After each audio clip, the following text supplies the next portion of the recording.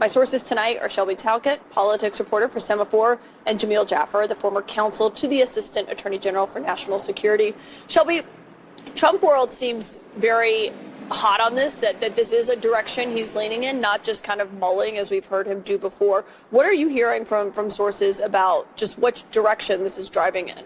Yeah, I mean, again, Donald Trump tends to change his mind very quickly, so I would caveat that right away. But they like her partially because she has been critical of the CIA. And we're seeing a trend in who Donald Trump is considering and ultimately picking with some of these top positions, right? Kash Patel is a big critic of how the FBI is currently managed.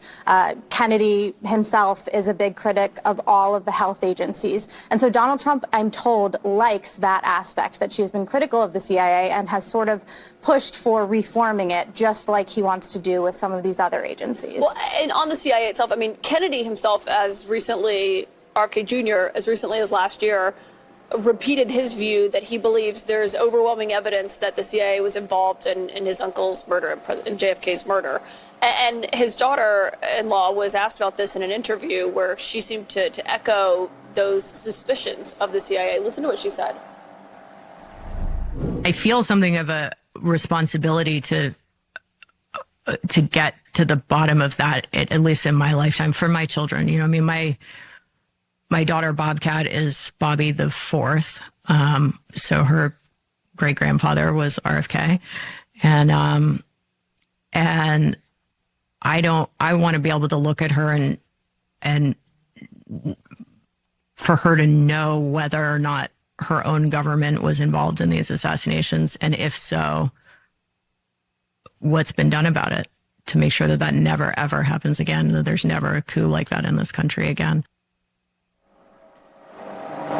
If she is named as the deputy CIA director, I mean, I assume she would have a lot of authority to be able to look into what she is alleging there. Yeah, absolutely. I mean, look, as the deputy director of the CIA, she's essentially the chief operating officer, the number 2 at the CIA, running all operations, ensuring continuity across intelligence collection, intelligence analysis, and covert action. And so she would have the ability to have access to any of the files at the CIA, including historical records. And so if she wanted to go in trying to figure out whether this is true or proving those allegations, CIA had any role, she'd have access to all that material. And what about this book that she's published? And that's why it's given some of the CIA concern, because obviously if you're in government and you publish a book, or if you've just left and you publish something, I mean, everyone remembers the massive fight that Ambassador John Bolton had over what he was trying to report.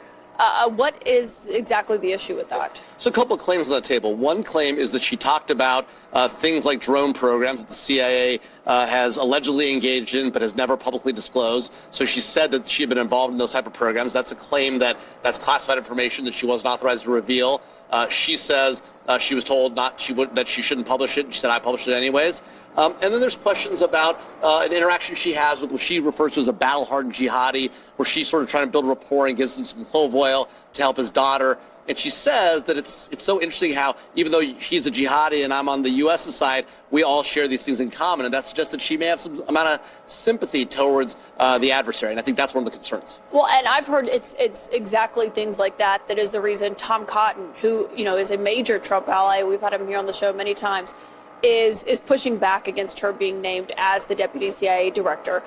Shelby, which is obviously notable given, you know, a lot of people don't often push back in real ways unless they have real concerns about this. Absolutely, especially right now. And so it is extremely notable that he's pushing back, and it may very well work, right? As you said, Tom Cotton is somebody who typically is a staunch Trump ally, and he is taken seriously internally. At the same time, I think as we've seen with other picks, Donald Trump tends to overlook some of these things. This was said a long time ago. Maybe her views have changed. Maybe she is privately talking to people and explaining that away. We don't know that, but I think that there is a world in which this is not disqualifying for Donald Trump. And she's also a close ally of Tulsi Gabbard, who obviously Trump has selected as his director of national intelligence, should she get confirmed by the senators here on Capitol Hill. When you look at that full picture of maybe a Kash Patel running the FBI, John Ratcliffe at CIA with Amaryllis Fox Kennedy as the deputy, Tulsi Gabbard as the director of national intelligence. What is that going to look like